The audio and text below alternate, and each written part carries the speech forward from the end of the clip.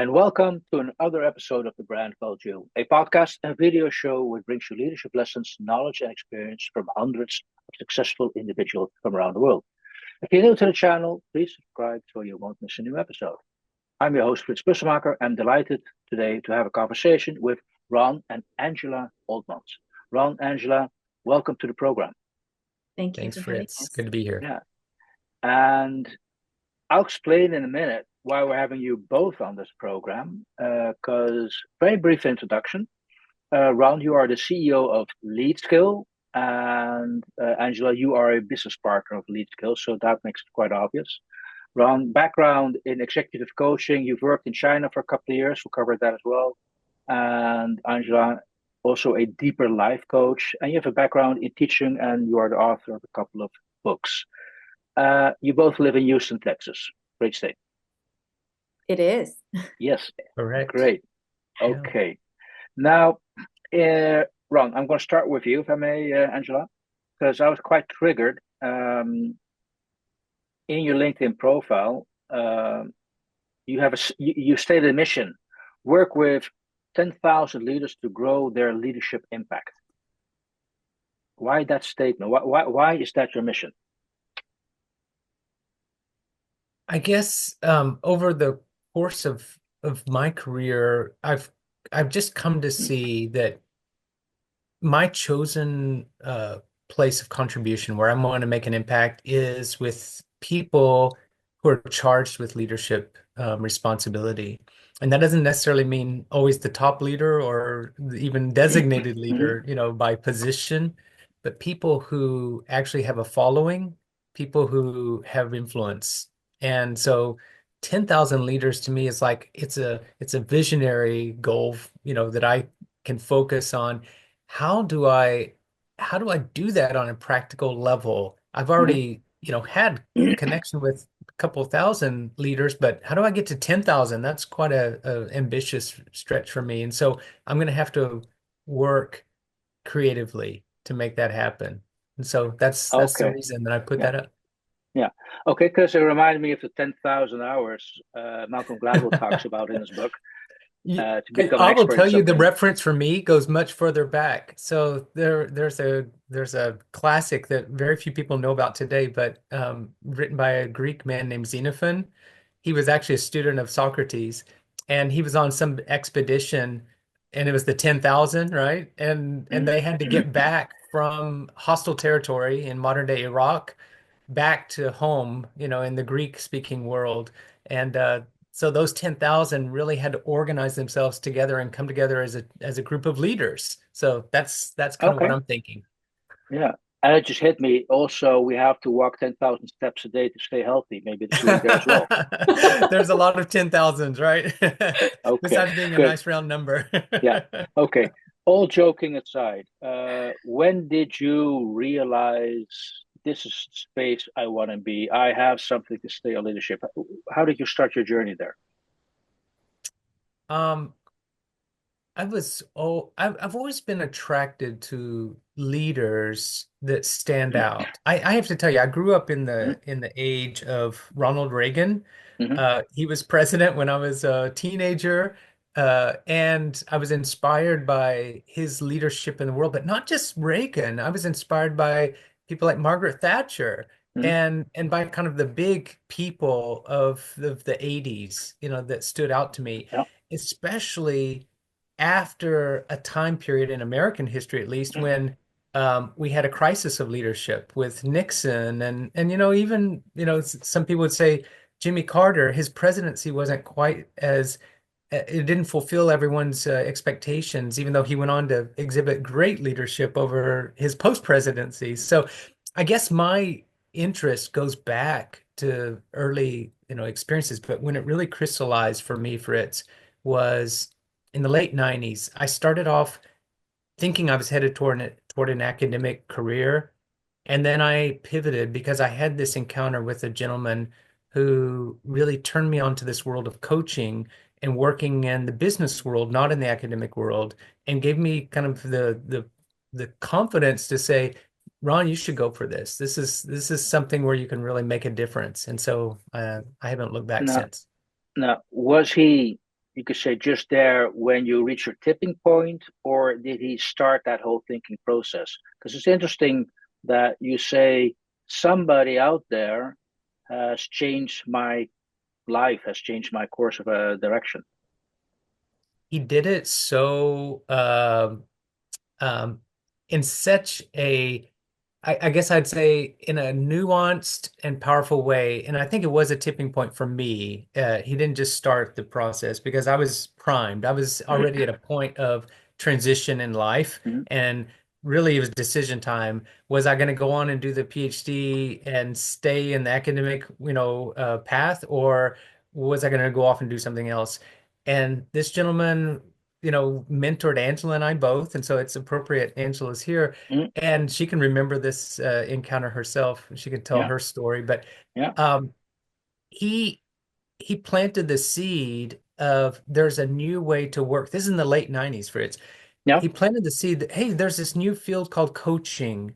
There had already been executive coaches and people working with leaders calling themselves coaches, but it was very niche, very seldom known. So that even when I was approaching people in the business world in the late 90s, if you mention coach, they say, well, oh, what do you coach? Meaning sport. Yeah, Or, yeah, yeah. it was just it wasn't well known, but he said coaching. And I got connected with an organization, another gentleman who was doing this with corporations.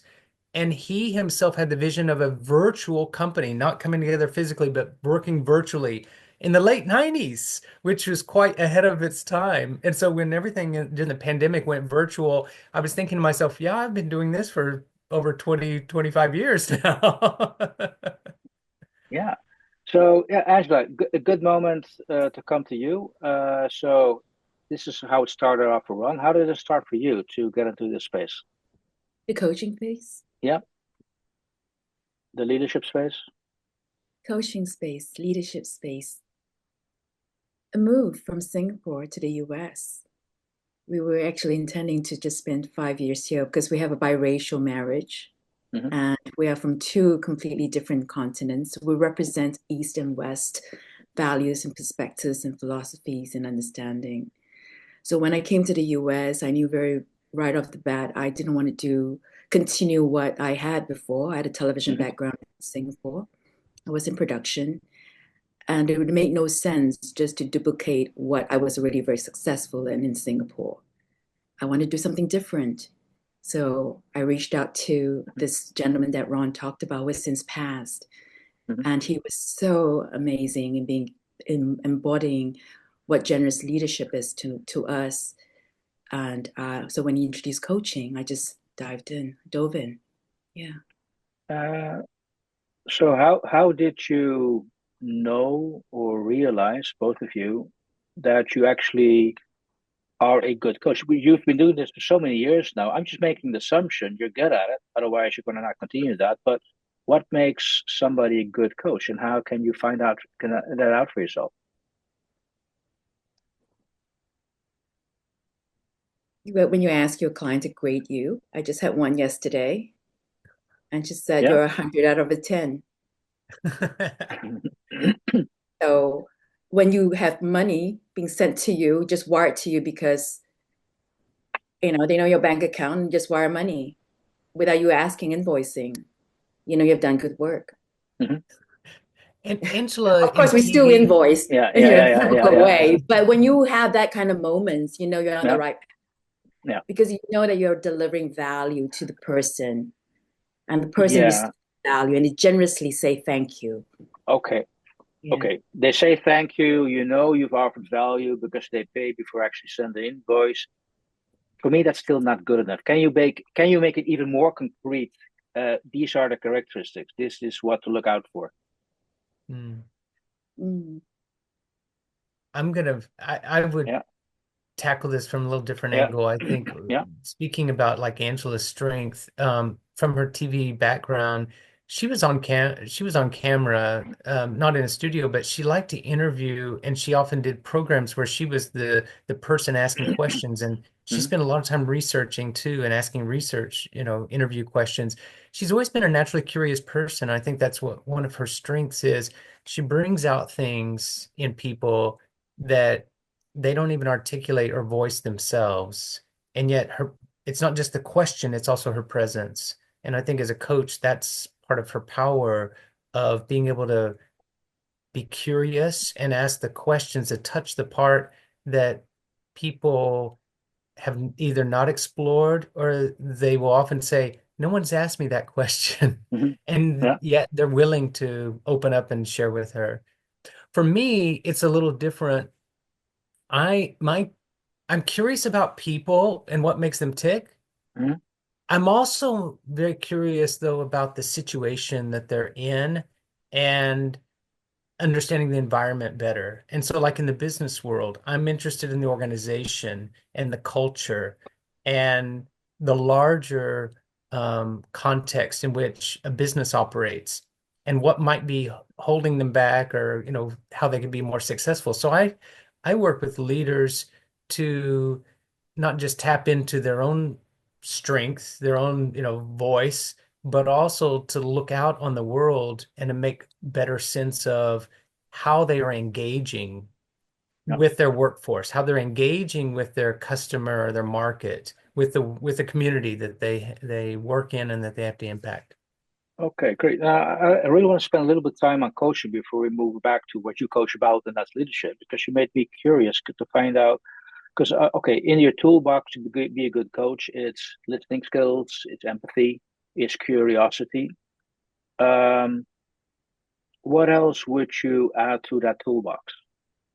When someone says to you years later, weeks, months later, and said, you said this. So I know that I've delivered great value to that person, that human, because Yeah. I'm just a messenger. When we are coming to a coaching conversation, Hmm. it's not just the prep work, it's understanding the person, it's the nuances, it's the person, the whole.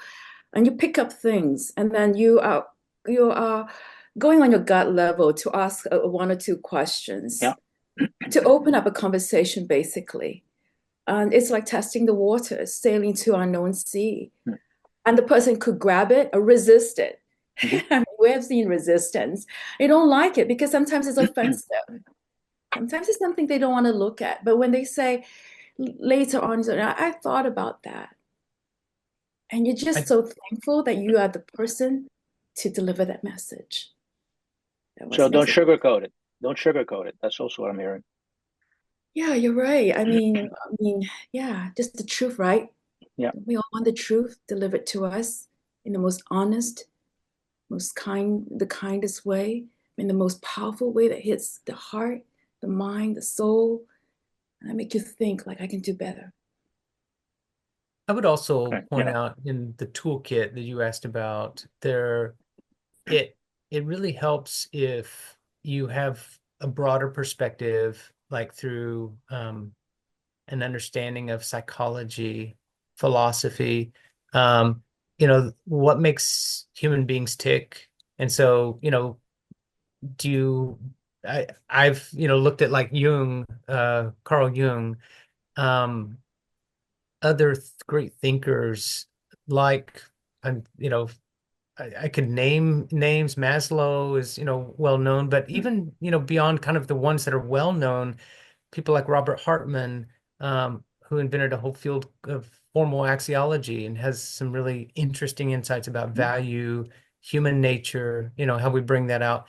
So this, what I call the best state of knowledge of what we have in terms of science, I think that's a toolkit that Yeah. if you're going to advise leaders, you really need to try to understand the world as best you can and be able to help them. That's part of the toolkit. But what Angela is referring to, I think, is the other side of it is besides or in addition to science is a creative intuition, kind of the sense of asking the unexpected, being able Yeah. to tap into, that whole realm that we don't always get into, or we don't know how to access on a repeated regular basis. And that creative part is just as important too. Got it. Hey, small segue before we're going to move into the leadership discussion. I would like to be interested to discuss your views on what makes a person a good leader. Now, how often do you realize you're at home and you're taking your business at home, or does the business stay in the office? Because You want to tackle that, Angela, or you want me to? Go ahead. I'll hear your points first, and now. Okay. Yeah, we don't leave it in the office that we take it home, and because we actually work out of our home, and so during the work day, we're in the same environment that we live, and we actually have the conversations even in the evening and other times, and so we actually do have to turn it off, and say, okay, this is a business-free zone, right? Or we're going to take some time off for ourselves. But it's really much more organic, Fritz, where yeah, we're kind of carrying on the conversation ongoingly, both personal and professional, business and life. It's all happening at the same, kind of concurrently. no, Evolving. yeah, Oh, can I say something? yeah, sure, We're sure, sure. evolving. We're evolving and our relationship evolving. You're together, we're Yeah, married 32 years. So we have the business before kids, hmm during kids, and now we're empty nesting. So there's been very phases. And there'll be phases when we're just so in love with each other and we want to work together and we have big dreams and ideals. And that will be in our 20s, you know. And then when the children came, we had to renegotiate our roles. You went to China. I had to, make sure that the kids were in school in the right places to learn the language. So, and then I was still involved in the business. And then now that I'm empty nesting is another negotiation of how to get into his world, his interests. That's different from my interests, and how to make the two interests become a complementary and a powerful one that contribute to other people. I think that's where we're negotiating that phase right now. Leonard is okay, nicely. good. Okay, no, that's good. Now, what you just shared. Now, I want to move to the whole leadership discussion. Because when I look at the Leadskill website, first statement I'm reading is we'll help leaders become more self-aware. Mm. Why that statement? I I've I've observed over the years that the majority of leaders actually think that they're more self-aware than what their peers and their followers would actually rate them. Mm-hmm. And studies have borne this out too. If I'm in a group of leaders and I ask you for a show of hands, how many of you think you have better than average self-awareness? You know what? 90% of the hands go up. I laugh because there's no way that, Yeah, 90% of people could be above average in a room because yeah, only yeah. 50% are above average, right? And so I noticed this that the average leader thinks that they have greater awareness than they can actually demonstrate, and that they're the people, if we do a 360-degree feedback session, even their teams would often say, yeah, they have some different, some definite blind spots or Mm-hmm. some, areas where they could Yeah. improve, and they aren't even apparently aware of them. And so I think awareness, just admitting it and acknowledging it early on, is one of the first obstacles, and also one of the great accomplishments of a leader, and being able to say, oh, okay, I, what did Socrates say? I'm going to take this way back. What did Yeah, Socrates? yeah, I'm only smart because I know that I don't know. mm-hmm. I know that I have Yeah, definite gaps in yeah. my knowledge, and I'm willing to admit it, versus the people who claim that they know it all. Okay. Now, um, if you help leaders become self-aware, does that mean you're just carving out the self-awareness element of becoming a leader, or is being self-aware what makes a good leader? It's a great question. From a branding perspective, I've chosen to focus on self-awareness as like the first obstacle or first hurdle. And it's a great point for our business too, because leaders who really don't want to work on self-awareness, I want to repel them because I Yeah. found that it's not a good fit. if I'm having to convince or, kind of have this tug of war, this fight, about, oh, I'm really self-aware and, we're not going to argue over it. And so it's that. But I would also say having the self-awareness is kind of like table stakes. It gets you in the game, but it's not the whole game. There are other things. There's skill-based, items that you might need to grow in. There's, there are other points of leadership. So the game of leadership is much bigger than just self-awareness, but it's kind of like the ticket to get in the game, I find. Now, someone could argue, like, well, Ron, there's been leaders who've done great things and seem to have very little self-awareness. And I'd say, sure, I admit that. But as far as my work and what I found most effective and the kind of world I want is I want to have more leaders that are self-aware and that spend a little bit of time reflecting and are inculcating or, passing on that same practice in the people they lead is encouraging reflection, encouraging self-awareness. You just made a very interesting statement, and I just know if that was deliberately or not. But you mentioned the leaders I want. And is that related to the fact I want to work with 10,000 leaders to grow their leadership impact? Does that mean you're actually, your ambition is I have a world view, and if I can talk to 10,000 leaders and teach them a particular aspect of leadership, at least I would like to support, you're actually, through those leaders, trying to create the world you want to live in. That's almost what I'm hearing. I think that's an accurate way to you heard correctly. And I would say, yeah, that that is a world I want to have a world where leaders are self-aware, where they are ethical, where they think deeply and engaged with the problems that we have. I mean, we look out on we've got, changing climate, we've got, complexity, we've got technology, AI, just digital revolution. There's so many things that are coming at us, and we need leaders who have a higher level of consciousness and awareness and are going to face those problems and organize us to accomplish good things. Okay. I like your question first. Yeah, yeah. About what you said, the world we want to live in. So you just fired off something for me. That question, if I could just go further now. Yeah, sure. Yeah, yeah. Please What do. is the world that we want to live in, right? Mm-hmm. So what you're doing, you are sharing story, you're helping your vehicle, sharing stories of people to, is it 850 million Chingari viewers right now? Yeah, Views? something like that. Yeah. Something like a lot of people are listening to it. I came into this business at this phase of my life is because I recognize that we are just more than our roles and responsibilities. There's a death in the family, there's a divorce, children are failing in school, kids are having all kinds of diagnosis, at least in the US, and that stressed the parents out.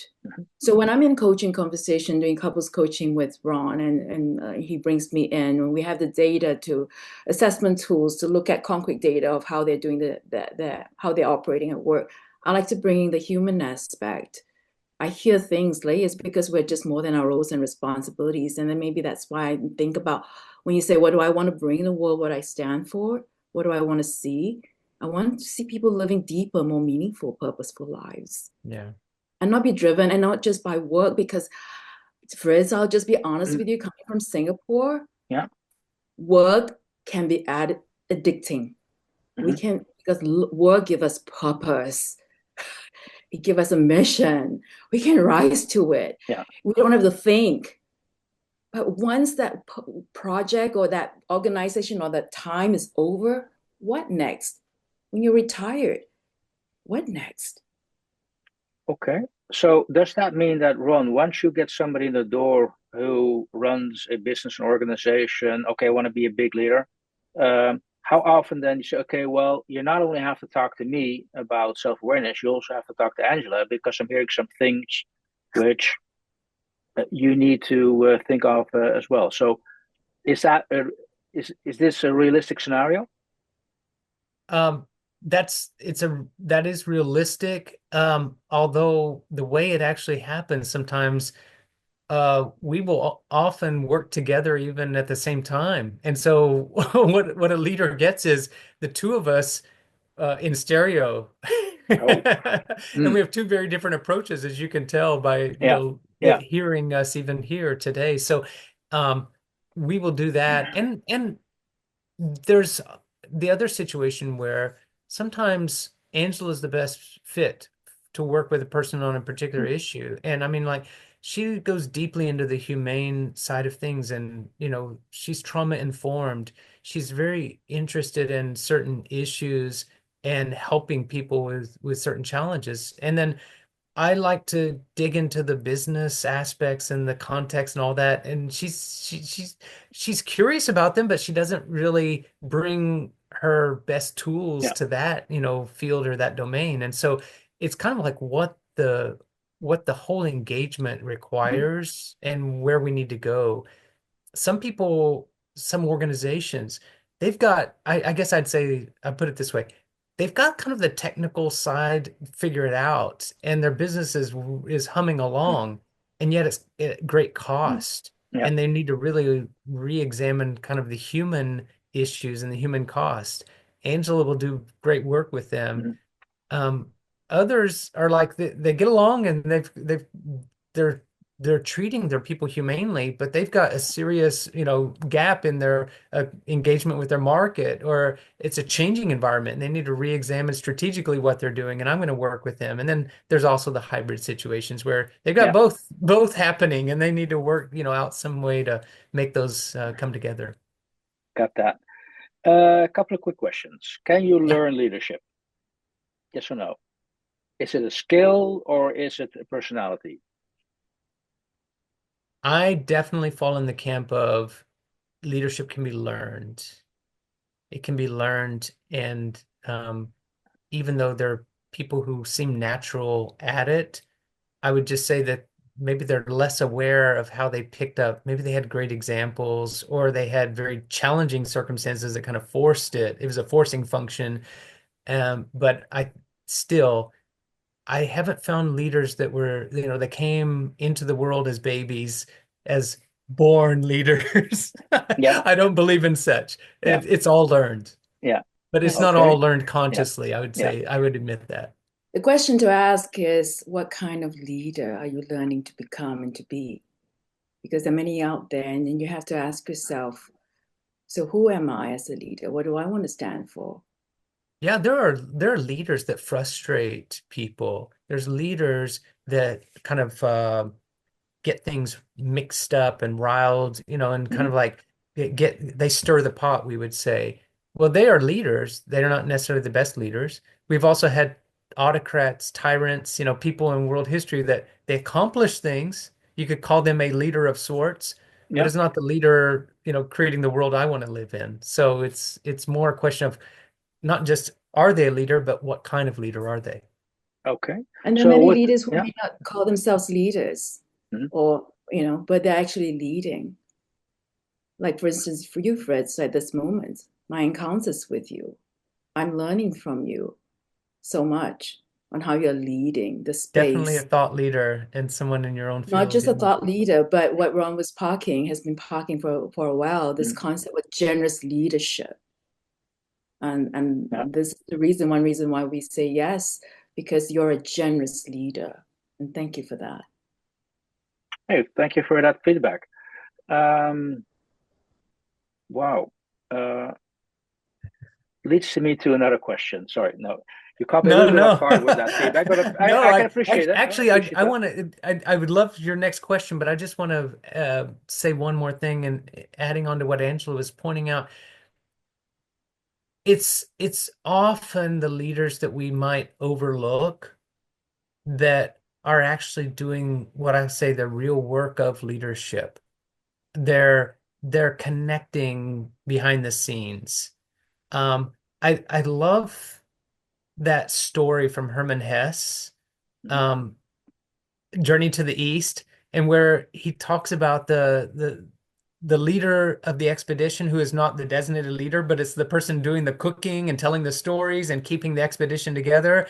And it's only after they're gone, after they're absent and everything falls apart, that people realized that Oh, person was like a linchpin. They were holding everything together. They were the true leader, even though they were not the designated or the one out in front that people were calling the leader. And yeah, you like to connect and help people collaborate. And to me, that's a special kind of leadership. We need more generous yeah, leaders like that yeah. who are not trying to take the spotlight. They're not the designated leader, but they are actually the functional leader, making it all happen from behind the scenes. Yeah. I do recognize there is a growing need for that role, and that's actually a very nice segue to the question I had for you guys, and that is leadership universal? I mean, Angela, you come from Singapore. Ron, you've lived in China. Um, is it the same around the world? I mean, it's an obvious question to ask. I might know the answer, but just wondering your opinion. What do you see? What difference do you see? There's obviously a cultural component, but leadership is universal. It's just how it shows up. And actually, there's been lots of research done into this too. Um, of course, there's different forms and cultural, expressions of leadership. By the way, part of my background, I was born in South America, in Venezuela, and I've spent some time in Brazil as well. So I've seen, a fair bit of the world, and it's interesting. Yes, you see leaders show up in different ways, but even the the expressions of it. I mean, I mentioned, Venezuela, there's been a time, for the last decade or so where by all, agreement in the world, Venezuela has been on decline. And I would say there's kind of a crisis of leadership there. Hugo Chavez and after him Mm, Maduro is, I won't get political, but the point mm, is that you can see the effects of leadership for good or otherwise. And around the world, whether you have a rich group of leaders, a pool of leadership to draw on, or whether you have very few leaders or, a dearth of leaders. And often you have like strong men. A few times you have strong women, but in mm, world history that hasn't happened that much. But a strong man who kind of takes over and crowds out leadership from others and yeah. contest it. I think we need much more collaboration. We need a world where people will share the stage, where there's generous Mm, leadership. And I think that's universal. I think that satisfies a human desire that transcends our cultures. People want to live in a flourishing world. People want to have, the goods spread around, yeah. not just for myself alone. I When think the we're, question to Yeah. ask, Yeah. Hmm. I think the question to ask is the leadership. I mean, someone who doesn't understand Singapore or grown up as a Hmm. Singaporean, you will have your opinions about how it's being run. Okay. My mother, who lives in Singapore, and 50 other members who still are in Singapore. And so I can see firsthand Yeah. the benefits of how Yeah. leadership is like at the government level and how it affects the people, the good side and the Hmm. not so good side. And the same with the US. I've lived here. The question to ask is the action, the net result, the greatest good for the greatest number. Was that achieved? And the Yeah. how is the process? Was that also even good? Was there carnage in the process? Hmm. Or were people moved and inspired to take the Hmm. action? And the action to which we take, we need to examine too, because not all actions are good. So there's the an action ethical, there's a Yeah. is moral an Yeah. ethical action. frame Yeah. here. Yeah. So Yeah. we're looking at so many things and we can go on, I hope, and with you and that we have Yeah. much to share about. And yeah, those are the things that Interesting. The Okay. thing that I think what Yeah. I would leave with kind of the listeners or the viewers for the brand called You that I think people could reflect on is the brand that I am or that I represent, what is the stamp that I want to leave on the world? And what do I want my name to be attached to? What have I contributed here to kind of the larger human project? Can I articulate that? And, what is my specific Mhm. role in kind of the bigger picture?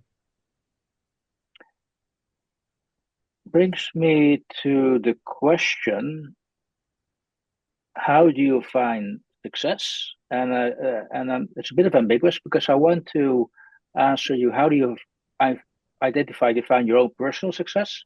And how do you find success when you do a leadership coaching session? So just wondering, how often do you have a question at the end or during the interview, the coaching session? Look, this was a successful session, or you've finished, you've done, the coaching is completed. Is that something you can state? Is it something you can finish? So first, And yeah, Angela yeah, mentioned a few of them yeah, already, like yeah, within the frame of a coaching session, asking at the end, like, how would you rate this? yeah, Did do you leave it better than you started? And how would you say that? I I like to take the long view, and I would say I know that we've been successful when I actually see more people stepping up and I hear the feedback within the organization that more leadership is being demonstrated. There's a more willingness to step up, to take on, to grow in their roles. And whenever with some of our clients, the point is that it's not necessarily a long engagement, like multi years. I have mm, worked, long term with some, but with others, it's like we accomplished our purpose and we left it better than we found it, and we get to move on, and they're ready to, you know, take the next step of the yeah, journey, and they're capable. They don't need us to be yeah, around. And I think that's kind of the same thing of a good leader. When you've done your job, you need to know when it's time to leave the stage and let the next generation, yeah, hand off to them and let yeah. them take it on. Oh, that's such a great segue to my final question, guys, because we're also coming to the end of the interview. And normally we would ask the people on the program, so hey, what advice would you give young managers starting their journey? I want to tweak that to, what advice would you want to give to young leaders starting their journey? Two words from me: have courage. Go forth, go create, do it. Courage and go for it. Is that it? Yeah. Anything to add there? Um, I find that there's two kinds for young leaders. One is the ambitious ones who know they want to be leaders. And for Mm-hmm. that group, I would say, learn to follow well, apprentice yourself with good leaders if you really want to go far, and be humble. But the larger group is typically the ones who are not so ambitious or wouldn't even identify themselves as a leader. And for them, I need to inspire and motivate them to say, you, the world needs you. The world needs leadership, and don't define leadership too narrowly as the title or the position at the top. You can lead from any position in an organization, from the front, from the top, from the side, from the back, from the bottom. Wherever you are, you can lead, and the world needs you to lead. And so step up. So very much like what Angela said is, I want to give the mindset first and then have courage and go for it. Great advice to those young leaders out there. Jump in the deep end, and most of you will survive. This has been a great conversation with you. I really appreciate you for giving us the time to share this with your listeners, your viewers, and we're just really glad to be part of a brand called You. Yeah. Ron, Angela Oltmanns, thank you for your time, sharing your thoughts on coaching and leadership lessons. And yeah, again, thanks for your time. You're welcome. Appreciate it. Thank you for listening to the Brand Called You videocast and podcast, a platform that brings you knowledge, experience, and wisdom of hundreds of successful individuals from around the world. Do visit our website www.tbcy.in to watch and listen to the stories of many more individuals. You can also follow us on YouTube, Facebook, Instagram, and Twitter. Just search for the Brand Called You.